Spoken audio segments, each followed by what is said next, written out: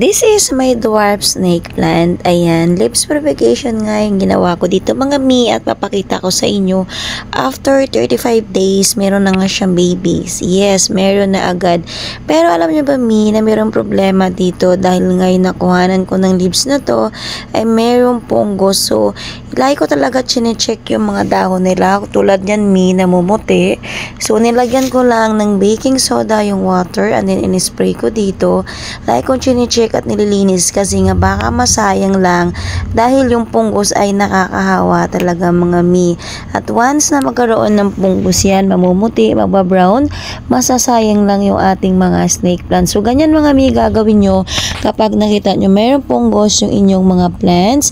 Baking soda, halo nyo lang sa water, spray nyo at punasan nyo, at lagi nyo i-check mga 3 to 4 times a week. Ayan. Thank you for watching. Bye!